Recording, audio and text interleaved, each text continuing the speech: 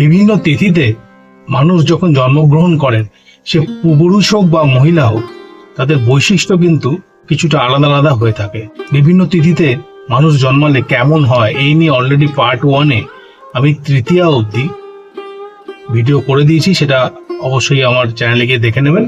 আজকে বলবো চতুর্থী, পঞ্চমী ও ষষ্ঠী, এই তিনটে তিথিতে জন্মালে মানুষের স্বভাব চরিত্র কেমন হয়, তিনি কিরকম লোক হন।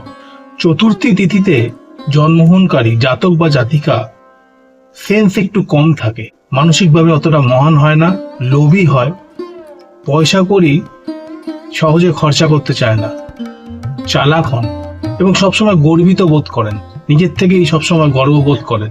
এই ধরনের লোক হয় যারা চতুর্থীতে জন্মায়, সাধারণত হয়ে থাকেন।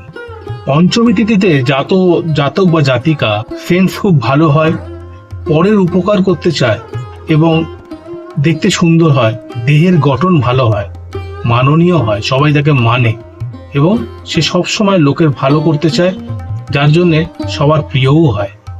ষষ্ঠী তিথিতে যে জন্মেছে জাতক বা জাতিকা, সে অনেক বেশি কথাবার্তা বলে, মহান স্বভাবের হয় না, চালাক হয়, রাগী হয়, রাজচিক স্বভাবযুক্ত হয়, রাজার মতন থাকতে ভালোবাসে, সবসময় রাজার মতন বিহেভ করে, সাহসী হন।